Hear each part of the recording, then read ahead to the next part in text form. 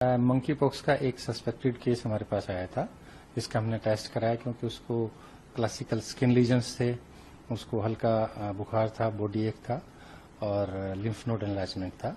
उसका हमने टेस्ट कराया, हमारे यहाँ पर माइक्रोबायोलॉजी में टेस्ट हुआ।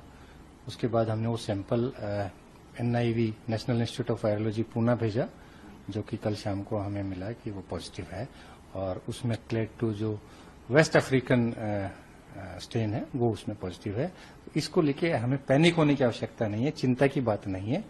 और अभी जो पेशेंट है वो आइसोलेशन में है। लास्ट ईयर हमारे पास सस्पेक्टेड और कंफर्म्ड 16 पेशेंट्स हमारे पास आए थे और एक भी पेशेंट को कोई कॉम्प्लिकेशन नहीं हुई। सारे के सारे पेशेंट ठीक होके लोकनायक से लास्ट ईयर गए थे और ये पेशेंट भी रिकवर हो रहा है।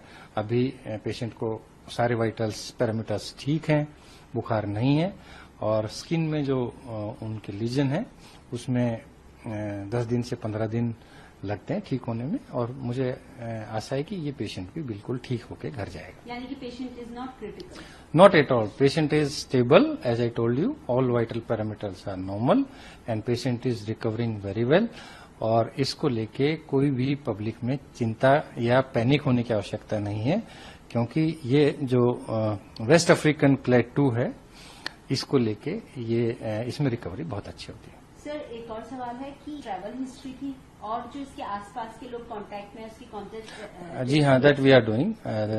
हमारी सर्विलेंस जो यूनिट है वो कर रही है और कॉन्टेक्ट ट्रेसिंग हम कर रहे हैं। इसके साथ साथ इसका ट्रैवल हिस्ट्री है, कई कंट्रीज में इसने ट्रैवल किया है, यूरोप में इसने ट्रैवल किया है, चाइना में इसने ट्रैवल किया है, तो मल्टीपल कंट्रीज में इसका ट्रैवल का हिस्ट्री है।